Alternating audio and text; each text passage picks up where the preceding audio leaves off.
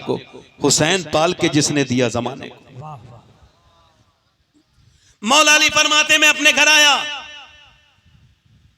मेरी बीबी ने मुझे मुस्कुरा के सलाम कर दिया। सुभान अल्लाह, सुभान अल्लाह बोलो। हाय हाय हाय। फरमाते मैं अंदर गया, मैंने कहा फातिमा मुझे भूख लगी है। तवज्जो करें, वो कहने लगी अच्छा पानी पेश कर दिया। मैंने कहा प्यास नहीं लगी, भूख लगी। और मैंने पानी तो पी लिया। फिर आवाज दी फातिमा खाना लाएं, नहीं आई। फिर आवाज दी खाना लाएं, नहीं आई। फिर आवाज दी सैयदा खाना लाएं, नहीं आई। मैं अंदर गया। इतना ऊंचा अखलाक अगर आपने कहीं देखा हो तो मुझे जरूर बताइएगा, जो हुजूर की बेटी का अखलाक है, अल्लाह के रसूल की बेटी के। मौला अली फरमाते मैंने आवाज दी, अंदर से रोने की आवाज आई। मैं अंदर गया, मैंने जाके देखा दोनों आलम के मालिक मुख्तार की बेटी, जिनका चेहरा हुजूर की तरह, बोले हुजूर की तरह लगे, मुस्कुराएं तो नबी की तरह लगे। सहाबा कहते हैं हमने अर्ज की या रसूल अल्लाह आप सबसे ज्यादा किससे मोहब्बत फरमाते हैं? फरमाया मैं अपनी बेटी फातिमा से मोहब्बत करता हूं। हुजूर के दिल का चैन, सैयदा खातून जन्नत फातिमातुज़ ज़हरा की आंखों में आंसू। मौला अली फरमाते हैं अरे आपसे मैंने खाना मांगा, आप रो रही हैं, क्या बात है? कहने लगी मुझे अफसोस है कि मैं अपने शोहर को खाना नहीं दे पा रही हूं, इस वजह से रोती हूं। कहा क्यों? कहा जब आप घर से गए थे ना तो कई दिन का फाका था, आज आप घर में आए हैं ना तो कई दिन का फाका है, बस इसी वजह से मुझे अफसोस है कि मैं अपने शौहर को खाना नहीं दे पा रही हूँ। हजरत अली कहते हैं मैंने उनसे कहा आपने मुझे बताया नहीं? तो कहते हैं उन्होंने ऐसी बात कही कि मैं खड़ा था तो बैठ के रोने लगा। मैंने पूछा आपने मुझे बताया नहीं? तो फरमाया मेरे सरताज अब्बा ने फरमाया था ए फातिमा मेरी बेटी अली से वो मत मांगना जो उनके पास मौजूद ना हो। मौला अली कहते हैं मेरे दिल का हाल वो जानती थी, मेरे पास कुछ नहीं था, मैं नीचे को बैठ गया और रोने लगा। और फिर सैयदा भी रोई। मैंने कहा इतनी आप क्यों रोती हैं? फरमाने लगी आप तो चले गए थे, मेरे अब्बा के घर में 16 दिन से चूल्हा नहीं जला। मौला अली कहते हैं अपने बच्चों की भूख सुनी मैं बेकरार नहीं हुआ, अपने घर का फाका सुना मैं बेकरार नहीं हुआ, मगर नबी पाक की जब ये बात सुनी तो मैं चला, मजदूरी करने के लिए चला। इधर देखो अगर कोई मजदूर यहां बैठा हो तो आज के बाद जब मजदूरी करने जाए तो जरा दिल खोल के जाए और शर्मिंदा होके नहीं जाए, बल्कि सर उठा के जाए। और जब कोई पूछे क्या बात है तो कहते भाई मैं मजदूरी करने जा रहा हूं और ये मजदूरी करना अली की भी सुन्नत है और ये मेरे नबी की भी सुन्नत है। और आज के बाद कोई मजदूर का बेटा अगर यहाँ बैठा हो तो वो अपना दिल थोड़ा ना करे और ये बिल्कुल भी हेजिटेशन का शिकार ना हो और अपने बाप का नाम बताने में, उसका काम बताने में वो शर्माए ना, बल्कि खुल के बताए। जब कोई पूछे तेरा बाप क्या करता है तो कहे मेरा बाप मजदूर है और अल्लाह का शुक्र है मेरे बाप ने मुझे हराम का नहीं खिलाया, अपने खून पसीने की कमाई खिलाई है। मौला अली मजदूरी करने के लिए निकले हैं। आज के जमाने में लोग हाई फाई वो है जो हराम का खाना खाता है, वो हाई फाई नहीं है। जो धोखा दे के खाता है वो हाई फाई नहीं है। जो किसी को झूठ बोल के खाता है वो हाई फाई नहीं है, बल्कि अल्लाह की बारगाह में इज्जत वाला वो है जो मेहनत की कमाई खिलाता है। मेरे नबी फरमाते हैं जो मजदूरी करता है वो अल्लाह का दोस्त। वाह माशाअल्लाह, वाह सुभान अल्लाह, माशाअल्लाह। जल्दी बोलो वो कौन है? जल्दी बोलो कौन है? अल्लाह का। मौला अली फरमाते हैं मैं अपने घर से निकला और फिर मैंने एक यहूदी से कहा कोई बाग में आपके कोई काम? उसने कहा एक खजूर दूंगा, कुएं से पानी निकालो और पानी दो एक खजूर को, एक खजूर के पेड़ को एक खजूर दूंगा। कहते 17 डोल निकाल पाया, भूखा था मैं। फिर मैंने 17 खजूर ली, अजबा हाथ पे रखी, मैं खुद भूखा, मेरे बच्चे भूखे, मगर मैं अपने घर नहीं गया, हुजूर की बारगाह में या रसूल अल्लाह ये हाजिर खिदमत है खजूर। हुजूर ने फरमाया अली सुनो तुम्हारी बीबी फातिमा भूखी हैं, हसन और हुसैन भूखे हैं, उनके लिए नहीं लेके गए? मैंने अर्ज किया रसूल अल्लाह हसन से ज्यादा, हुसैन से ज्यादा, फातिमा से ज्यादा अली आपसे प्यार करता है। नबी ने दोनों हाथ उठाए, दुआ की अल्लाह मैं अपने अली से राजी हूँ, तू भी मेरे अली से राजी हो जा अल्लाह। फिर हुजूर मेरे घर गए कि तेरे घर जाके खाएंगे। हुजूर ने गुठलियां निकाली, अपने नवासे हसन के मुंह में एक खजूर दी, फिर एक हुसैन के मुंह में। दोनों बच्चों ने नाना को देखा, दोनों बच्चे नाना को देखते हैं और नाना बच्चों को देखते हैं। अल्लाह के रसूल की बेटी अपनी आंखों में आंसू लाती है। सरकार फरमाते ना बेटी, ना मेरी बेटिया, बिल्कुल दिल थोड़ा ना करना। फातिमा, एक फरिश्ता आया था, उसने मुझे ये पैगाम सुनाया है कि अल्लाह ने हसन हुसैन को जन्नती जवानों का सरदार बनाया है और मेरी बेटी तुझे जन्नती औरतों के सरदार। वाह वाह, माशाअल्लाह माशाअल्लाह, सुभान अल्लाह, वाह, बहुत अच्छे हज़रत। मौला अली फरमाते हैं 3 दिन मेरे घर में हुए थे। एक हमारे यहाँ मामला है, मेरे घर में 3 दिन का फाका था। सखावत सुनो, अगर कोई सैयद है तो 2 सीन उसके अंदर जरूर होंगे। एक तो सखावत का सीन, दूसरा सजदे का सीन, क्योंकि दोनों खातून जन्नत से मिले हैं। वाह, अच्छा, दुनिया के सारे मर्द औरतों की झगड़े होते हैं, ये ला के दे दो, वो ला के दे दो। मौला अली फरमाते हैं मैंने फातिमा ने से पूछा कभी आप मुझसे कुछ क्यों नहीं मांगती? तो वो कहने लगी मुझे मेरे अब्बा ने ऐसी तालीम दी है, अल्लाह के अलावा किसी और से मांगते हुए शर्म आती है। अब हमारी बेटियों कोई मसला हो जाए तो इधर जाएंगी उधर जाएंगी, कोई प्रॉब्लम होंगी इसके घर उसके घर उसके घर, इधर जाएंगी उधर। मगर हुजूर की बेटी कहीं नहीं जाती थी, घर में मुसल्ला बिछाती थी। कभी जन्नत से कपड़े आते थे, कभी जन्नत से जोड़े आते थे, कभी जन्नत से खाने आते थे। माशाअल्लाह। मौला अली फरमाते हैं 3 दिन का मेरे घर में है फाका। मेरी बीबी फातिमा ने मुझे दी है चादर अपनी और कहा इसको बेच के आ जाए। कहते मैं गया, दिल नहीं चाहता था मगर गया और उसको बेच दिया। चादर को 6 दिरहम की बिकी। दिरहम होता है चांदी का, जल्दी बोलो पूरा मजमा काय का होता है? 4। कहते मैंने 4 दिरहम 6 दिरहम का बेचा और मैं अपने बच्चों के लिए जौ वगैरह लेके जाने के लिए, अपना खाने के लिए तैयारी करने लगा। तो एक आदमी ने ऐसे आवाज दी मुझे कोई कुछ दे सकता है अल्लाह के नाम पे? मौला अली ने बगैर सोचे समझे 6 के 6 दिरहम दे दिए। हालांकि ऐसा कर सकते थे कि 3 दे देते, 3 अपने बच्चों के लिए रख लेते, चलो ज्यादा, मगर 6 के 6 दे दिए। ये भी नहीं सोचा मेरी बीबी का माल है, मेरा तो नहीं। अगर उन्होंने पूछा कि मेरी चादर थी आपने क्यों बेच के पैसे क्यों दे दिए, तो मैं क्या जवाब दूंगा? मौला अली फरमाते मुझे पता था मैं जितना सखी हूं उससे कहीं ज्यादा मेरी बीबी फातिमा सखी है। वाह वाह, माशाअल्लाह माशाअल्लाह, वाह वाह। कहते मैंने दे दिया, दिल लगा के बोलो, कहते मैंने दे दिया, तवज्जो है कि नहीं? फरमाते मैंने दे दिया और देने के बाद फिर मैं आगे बढ़ा। एक ऊँटनी वाला बड़ा ही खूबसूरत, उसका चेहरा बड़ा खूबसूरत और उसकी ऊँटनी बहुत खूबसूरत। मैंने उसने मुझे देखा, कहा अली ये ऊँटनी खरीदोगे? मैंने कहा मेरे पास तो पैसा है नहीं, तो कैसे खरीदूं? तो उसने कहा मैं आपको उधार दे दूंगा। कहा ठीक है, उधार ले लिया। बारगेनिंग हुई, 100 दिरहम की बेच दिया और 100 दिरहम मैंने उसको वादा दे दिया और मैंने उधार उससे खरीद ली। आगे चलाऊं तो अगले मोड़ पे एक दूसरा खरीदार मिला है, उसने कहा बेचते हो अली? मैंने कहा बिल्कुल बेचूंगा। बार्गेनिंग हुई और सौदा हुआ, 160 दिरहम का हुआ, 100 उसको दे दिए, 60 अपनी जेब में रखे, अपने घर गया। मेरी बीवी ने मुझसे कहा ये 60 का तो हो नहीं सकता, ये कहां से आए पैसे? तो मैं पूरी बात बताने लगा, तवज्जो है कि नहीं? पूरी बात बताने लगा। फातिमा देखो ऐसा हुआ था, फिर ऐसा हुआ था। ये बात अभी चली रही थी कि मेरे नबी पाक तशरीफ ले आए, हुजूर मुस्कुराते हुए आए। और जब आमना का लाल मुस्कुराता है तो खाली आमना का लाल नहीं मुस्कुराता, पूरी कायनात मुस्कुराने लगती है। हुजूर ने फरमाया अली तुमको खबर है वो पहला बेचने वाला कौन था और वो ऊँटनी कहां से आई थी और वो दूसरा खरीदने वाला कौन था? या रसूल अल्लाह, अल्लाह बेहतर जाने, उसका रसूल बेहतर जाने, अली के इल्म में नहीं। फरमाया पहला बेचने वाला जिब्राइल था और दूसरा खरीदने वाला मीकाईल था।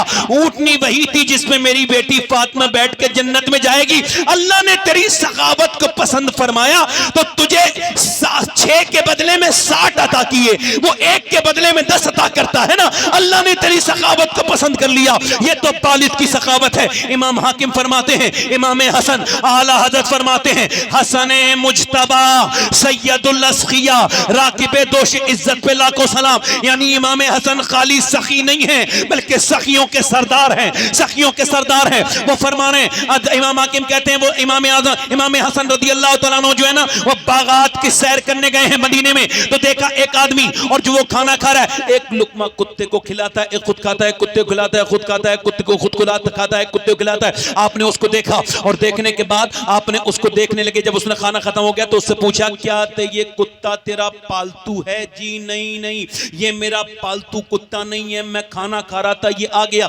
इसने मुंह से मुझे देखा, मैं समझ गया ये भूखा है। मेरे वालिद साहब फरमाते थे, यानी मैं अपनी बात कर रहा हूं, मेरे वालिद साहब फरमाते थे कि कुत्ता भी भिखारी होता है, उसके पास झोली नहीं होती मगर होता भिखारी है। जब तुम्हारे दरवाजे पे आया करे कुछ ना कुछ दे दिया करो। हजरत इमाम हसन ने उससे कहा अच्छा। कहने लगा फिर मैंने इसके साथ एक लुकमा दिया तो इसने फिर मुतालबा किया, मैंने इसके साथ खाना खा लिया, बस और कोई बात नहीं। आपने फरमाया ये बाग में क्या करते हो? जी मैं नौकर हूं। और क्या मतलब तुम गुलाम हो? जी मैं गुलाम हूं। किसके? पूरी एड्रेस लिया। आप बहुत सा माल लेकर के गए और उसे भी पता चल गया उसके मालिक को हसन आ रहे हैं, उसने भी ज्यादा पैसे बताने की प्लानिंग बना ली। आपने पूछा वो गुलाम तुम्हारा है? जी। उसको आजाद करोगे, कितने पैसे लोगे?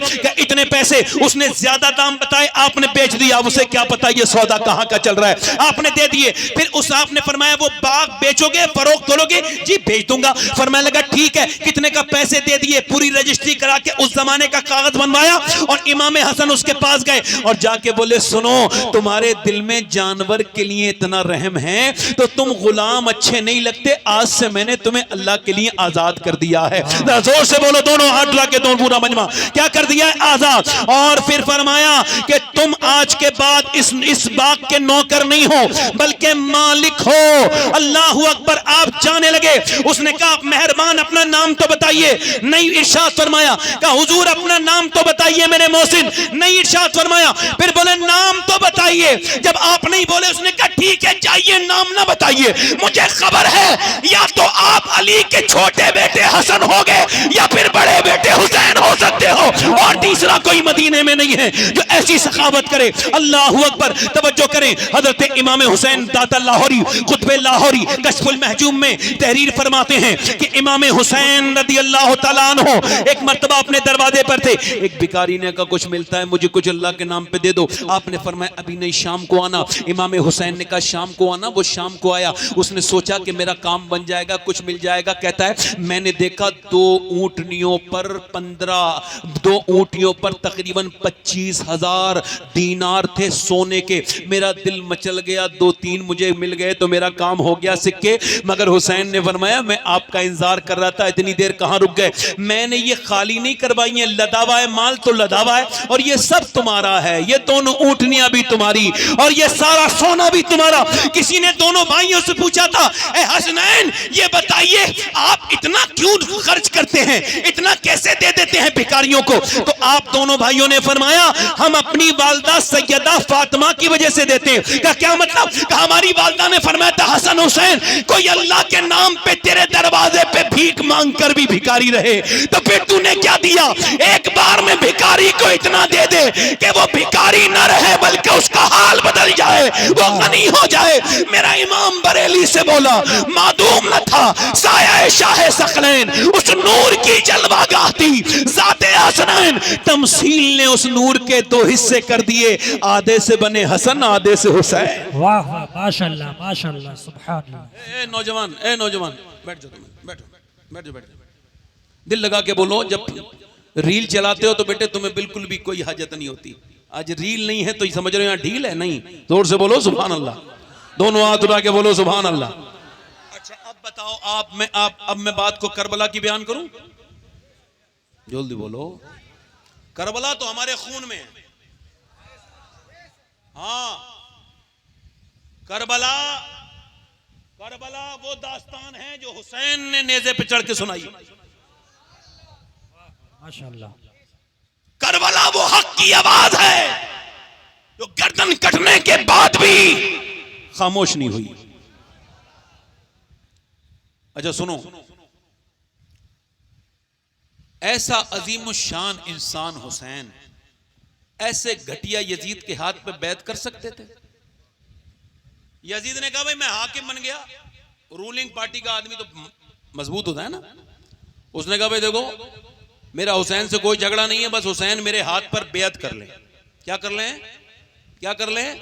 बेअत है मुझे, यही तो नाम, बेअत कर ले, बाकी नमाज पढ़ाएं कुछ करें मुझे कोई मतलब नहीं, बस बेअत कर ले। इमाम को बुलाया गया, गवर्नर ने बुला के कहा हुसैन यजीद का मुतालबा है बेअत आप करें, तो आपने मना नहीं फरमाया, नहीं नहीं नहीं, सिर्फ मना नहीं किया बल्कि फसीह और फसाहत और बलागत के साथ एक जुमला इरशाद फरमाया जो कयामत तक के लिए उसमें इतनी वुसअत है कि अगर इंसान सोचने बैठ जाए तो खुदा की कसम उसकी वुसअतों के समंदर के वो तह तक नहीं जा सकता। इमाम हुसैन ने फरमाया कि मेरे जैसा यजीद जैसे की बेअत नहीं कर सकता, इसका मतलब साफ है जो हुसैन के जैसा होगा यजीद के जैसे की बेअत कयामत तक नहीं कर सकता। वाह वाह, बेशक हक है। वाह और यजीद कैसा था? यजीद था शराबी। अब जो हुसैन जैसा होगा वो शराब को हाथ नहीं लगाएगा। यजीद था जानी, अब जो हुसैन जैसा होगा वो जिना नहीं करेगा। इमाम ने फरमाया, तवज्जो चाहता हूं, आपने मदीना छोड़ने का इरादा कर लिया। अच्छा, हाजी साहब को रोते हुए देखिए मदीने से निकलते वक्त। हमने पूछा हाजी साहब क्यों रो रहे हैं? अभी तो सिर्फ 6, 7, 8, 10 दिन हुए थे आपको मदीने में। कहने लगे पूरी जिंदगी दुआ मांगी थी, या अल्लाह मदीना दिखा दे, आज मदीना छोड़ने का वक्त है।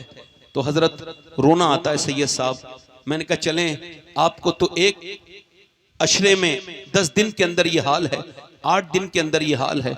ये बताइए जरा कि जिसने 52-53 साल तकरीबन मदीने में गुजारे, जिसने आंखें मदीने में खोली, जब उसने मदीना छोड़ा होगा, आज अल्हम्दुलिल्लाह सरकार मखदूम अशरफ जहांगीर सिमनानी रदी अल्लाह तआला अन्हु का उर्स मुबारक भी है।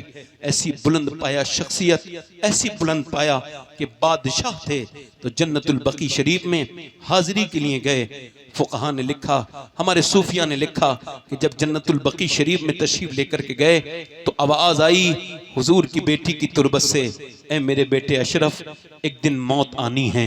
बस ये आवाज आई है, दुनिया को छोड़ दिया, तारिक को सल्तनत बन गए, सल्तनत को छोड़ के ऐसे बादशाह बन गए। बादशाह बदलते रहेंगे मगर मेरे मखदूम की बादशाहत खत्म नहीं हो सकती है। वो कल भी बादशाह थे, आज भी बादशाह हैं। हुसैन ने भी वही किया है, इमाम ने मदीने को छोड़ा है, और जितने भी इमाम ने मदीने को छोड़ा है और मदीने छोड़ के आप मक्के आए। बहुत लंबा मेरे पास वक्त नहीं है, मगर मेरे दोस्तों में आपको आज बैठे रहिएगा, सांसें रोक लेना अपने, इमाम हुसैन की शहादत का ये वाकया जरूर सुन लेना। हो सकता है मेरे भाई मैं भी दिल खोल के बयान करूं, ताकि अगर इस बयान के बाद ही मेरी मौत आ जाए तो कम से कम इमाम मुझसे राजी हो जाएं, इमाम के नाना मुझसे राजी हो जाएं, उनके बाबा मुझसे राजी हो जाएं, मेरा रब मुझसे राजी हो जाए, ताकि मैं मकसद हुसैन की बात कर सकूं। इमाम हुसैन ने फरमाया यजीद शराब पीता है, मैं उसके हाथ पे बैत नहीं करूंगा। यजीद जानी है, मैं उसके हाथ पे बैत नहीं करूंगा। यजीद जो वो औरतों के नाच देखता है, मैं उसके हाथ पे बैत नहीं करूंगा।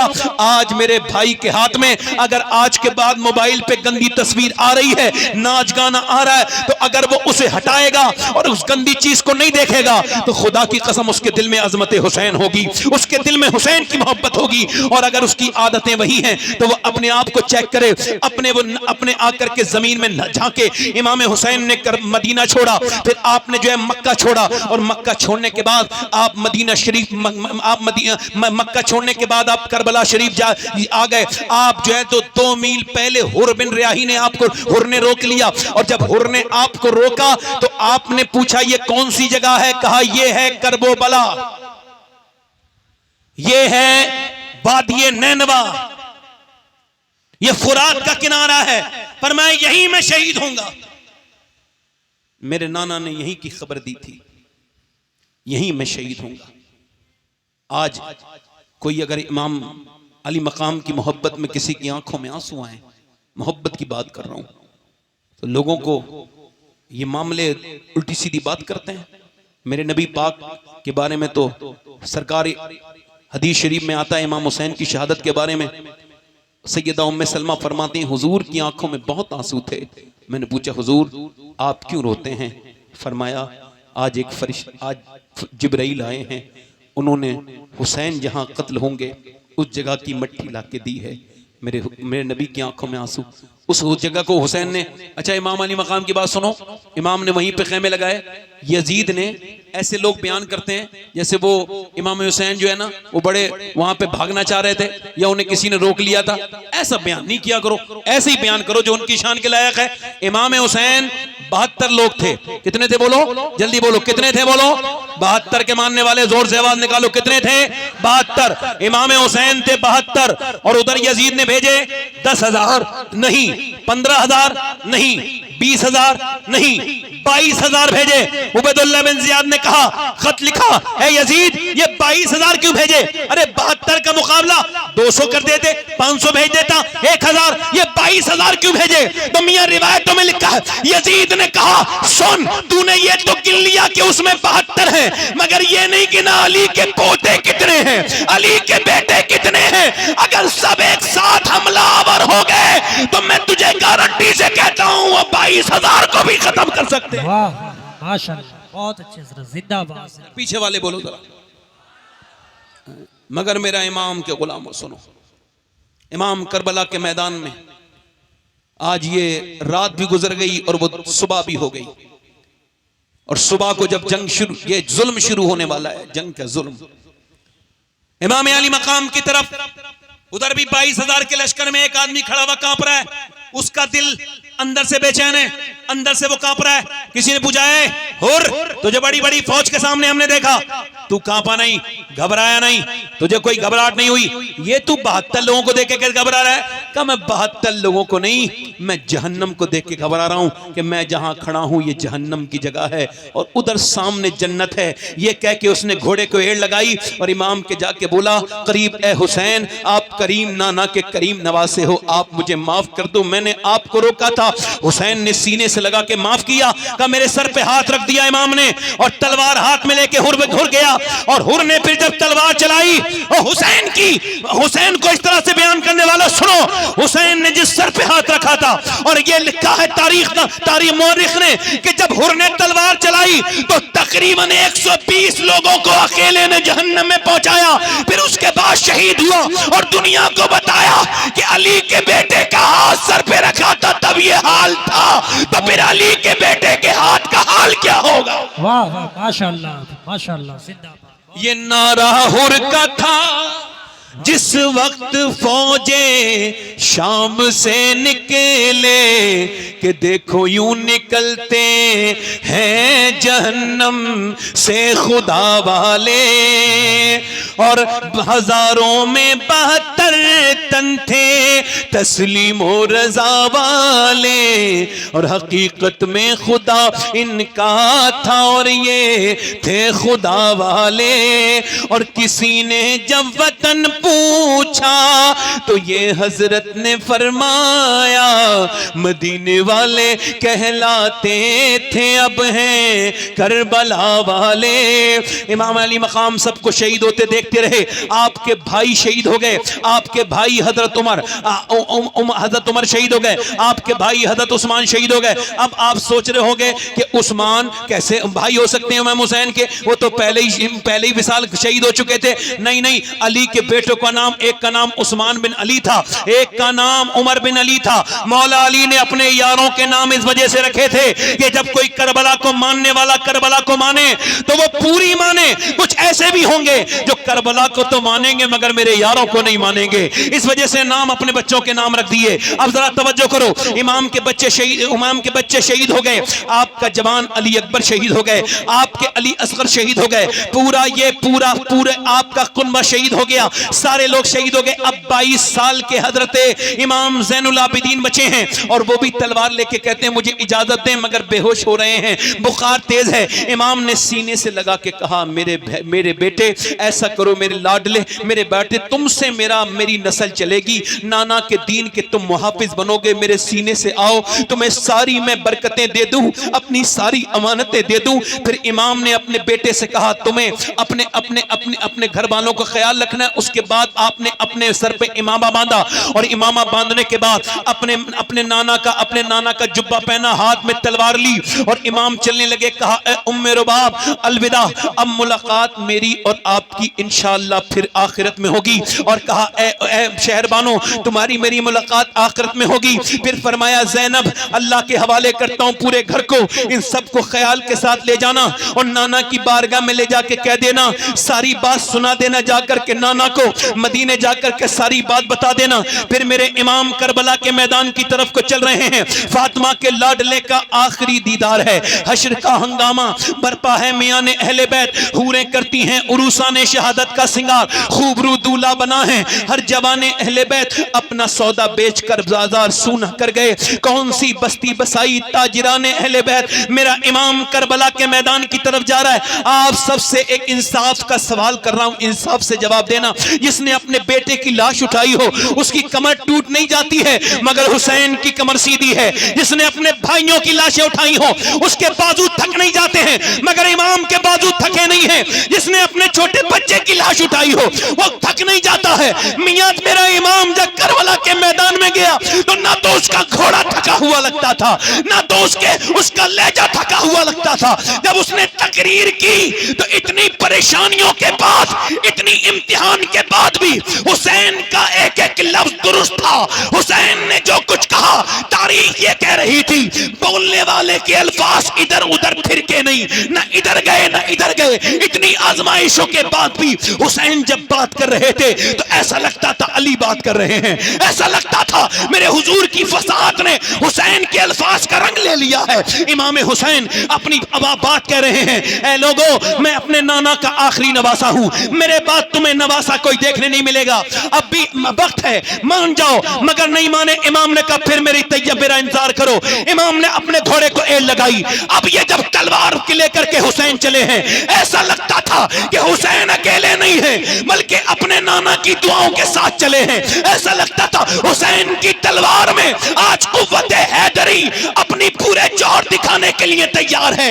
ये वही तलवार है हुसैन जो बद्र के मैदान में मौला मुश्किल कुशा के हाथ में थी, आज ये हजरत इमाम हुसैन के हाथ में है। भूखा प्यासा 3 दिन का अपने भाइयों बेटों की लाशें उठाने वाला अकेला कहता है कोई मेरा मुकाबला करे। जब कोई नहीं आया, इंसाफ से जवाब देना, कोई नहीं आया तो 22,000 के लश्कर में अकेले हुसैन ने हमला करके दुनिया को यह बताया कि अली का बेटा हूं मैं, जब हमला करूंगा तो अली जरूर याद आएंगे। जब हुसैन ने हमला किया ऐसा लगता था कि भेड़ों के रेवड़ में किसी शेर ने हमला कर दिया है। यजीदी भागे। वाह वाह वाह वाह, अल्लाह जोर से बोलो सुभान अल्लाह। सुभान अल्लाह। भागते फिर रहे हैं, दौड़ते फिर रहे हैं जैसे शेर से बकरियां भागती। मगर मियां बुज़दिल होता है, बुज़दिल। उसने कहा इनके मारो तीर, तीर मारो, ये तीर से आएंगे कब्जे में, तलवार से नहीं। तो इमाम के फिर तीर मारे गए। कितने मारे? 3 मारे गए। क्या मारे गए बोलो?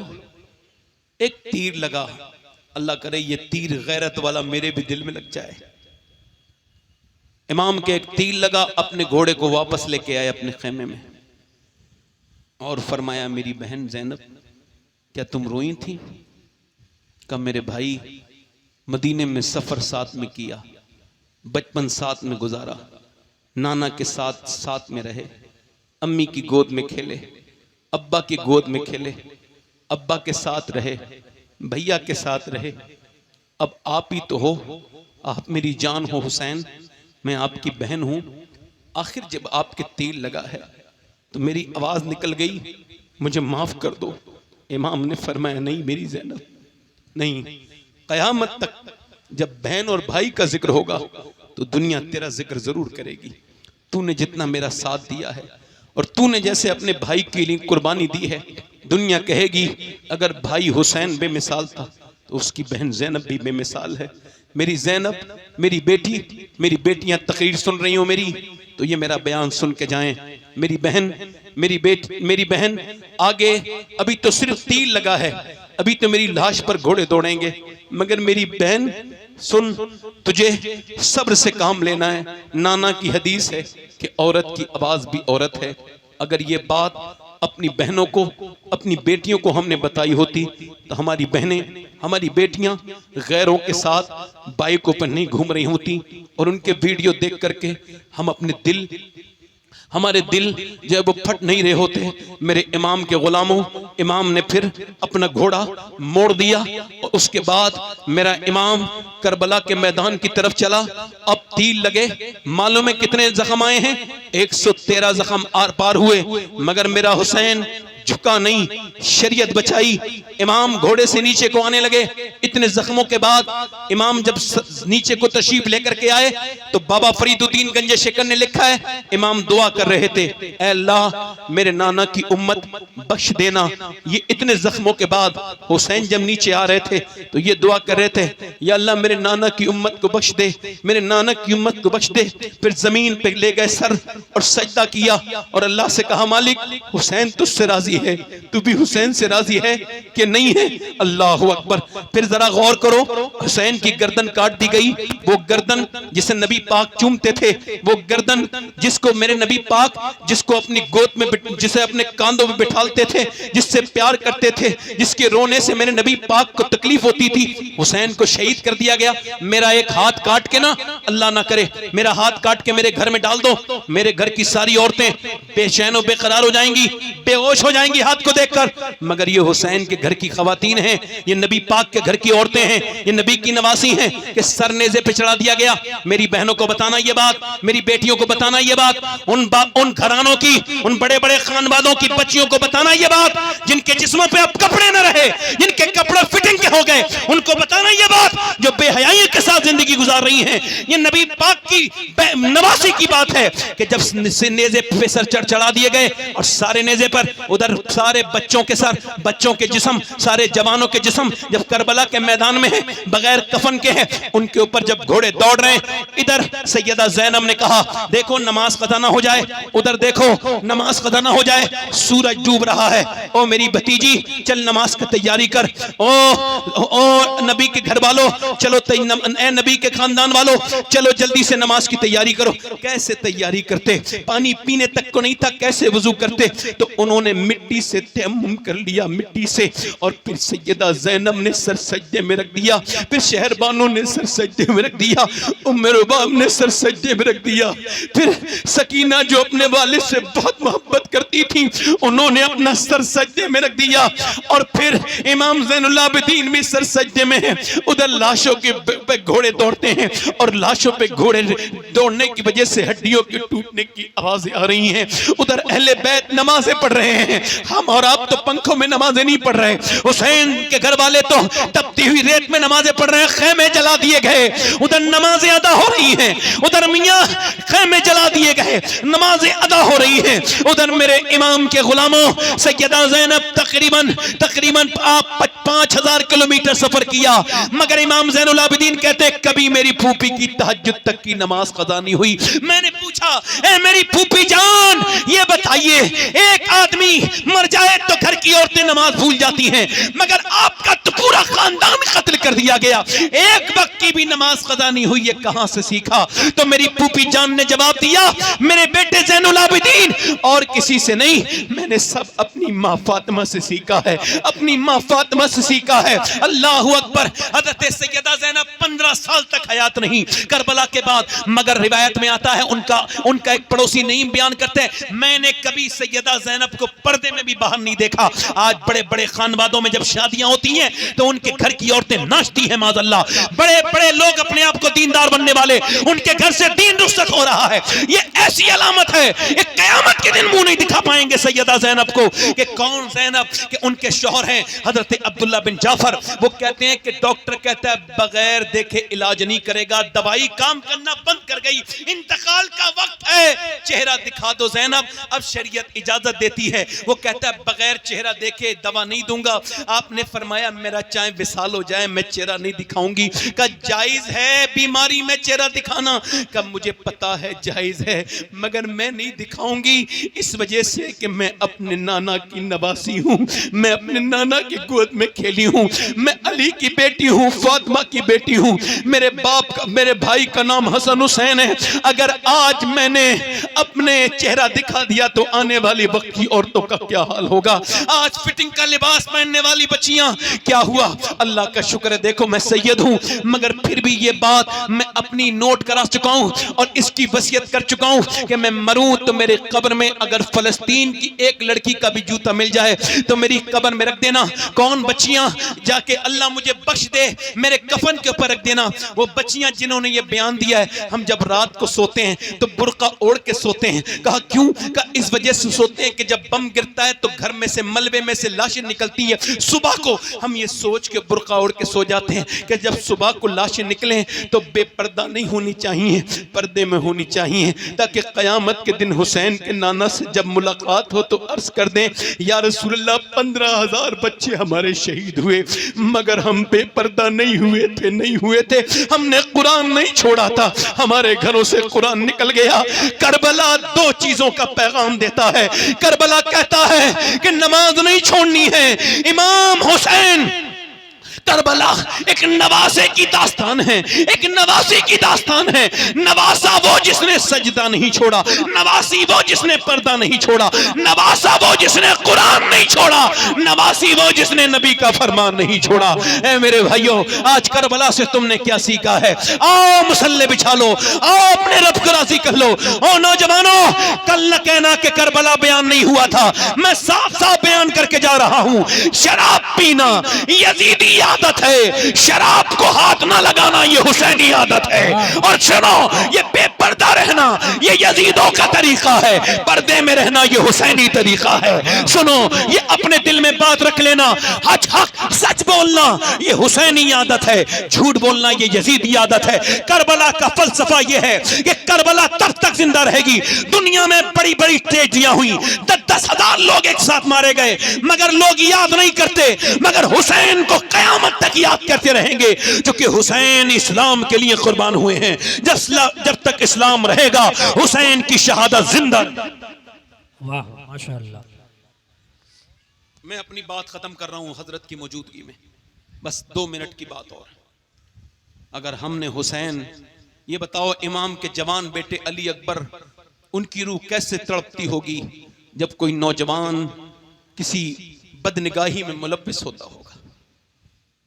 कैसे हुसैन की बेटे की रूह तड़पती होगी? मेरी बेटियां, मेरी बहनें जो नमाज नहीं पढ़ती, कल कयामत के दिन क्या जवाब देंगी उन बीवियों को जिन्होंने तलवारों के साए में नमाज पढ़ी? अल्लाह का शुक्र है कि हमें हुसैन मिले हैं, हम हुसैनी हैं। तो क्या हम सही मानों में हुसैनी नहीं बनेंगे? आओ तौबा करो, इससे पहले कि मौत आ जाए, इससे पहले कि ज़ाब्ता हयात मुनक़ता हो जाए, हम मौत की तरफ आ जाएं, उससे पहले तौबा करो। मेरे दोस्तों, मेरे भाइयों, आज तौबा कर लो। मैंने अपने इन हाथों से अपने बाप को भी कब्र में उतारा, अपनी माँ को भी उतारा, अपने कई रिश्तेदारों को उतार दिया। अब मेरे बच्चे, अगर मैं कहीं ठीक ठाक जगह मरा तो मुझे उतारेंगे, वरना जरा गौर तो करो कितने लोगों को पोस्टमार्टम रोज होते हैं। तुमने देखा है पोस्टमार्टम होते? नहीं देखा है ना? पूरा चीर दिया जाता है, पूरा चीर दिया जाता है। अल्लाह से कहो मालिक पोस्टमार्टम वाली मौत से बचाना, मेरे करीम हमें अपने महबूब के मदीने में मौत अता करना। मेरे दोस्त, मेरे भाई, तुझसे जो बातें कहनी थी मैं कह चुका। एक औरत हजरत सैयदना मूसा अलैहि सलाम के ज़माने में आई एक आदमी के पास और कहने लगी मुझे कुछ दे दे, मेरे बच्चे भूखे हैं। उसने कहा तेरे बच्चे भूखे हैं, मैं तुझे कुछ दे तो दूंगा, तू मेरे साथ एक रात गुजार लेना। उसने मैं अपना जिस्म बेचने नहीं आई, मैं गैरतमंद मुसलमान औरत हूँ, वापस चली गई। फिर जब बच्चे रोए, अम्मा कुछ लाई, एक बच्चा बेहोश हो गया। फिर गई और जाके बोली जो तेरा दिल चाहे कर लेना। आज मुझे कुछ खाने को दे दे, मैं रात को आ जाऊंगी, वरना मेरे बच्चे मर जाएंगे, मैं मजबूर हूं। बच्चे खाना लेके गई, बच्चों को खाना खिला के आई, उसके कमरे में लेटी है, अकेली है, तन्हा है, कोई नहीं है। वो दरवाजा बंद करके आगे बढ़ रहा है, वो कांप रही है, वो आगे बढ़ रहा है, वो कांप रही है, वो आगे बढ़ता है, वो उसके हाथ लगाता है। जैसी उसके हाथ लगाया है, पट पट टप टप आंसू गिरे।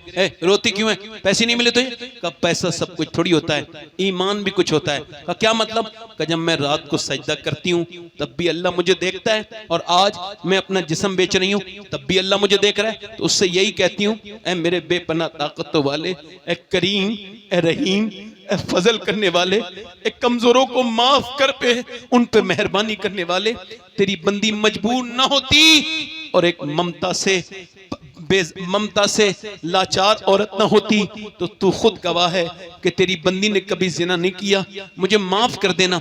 ऐसी रोई, ऐसी रोई, ऐसी रोई, रोई ऐसी वो कि उसके रोने से उसका दिल धुल गया। बोला जा, तूने मेरी आंखें खोल दी, इतनी परेशानी में अल्लाह से डरती है, ले पैसे ले, मैं तुझे अपनी बहन बनाता हूं। वो तो चली गई, ये सजदे में जाके रोने लगा, अल्लाह मुझे माफ कर दे, अगर मेरे जैसा गुनहगार कोई नहीं तो तेरे जैसा करीम भी कोई नहीं, मुझे माफ कर दे। रोते रोते सो गया।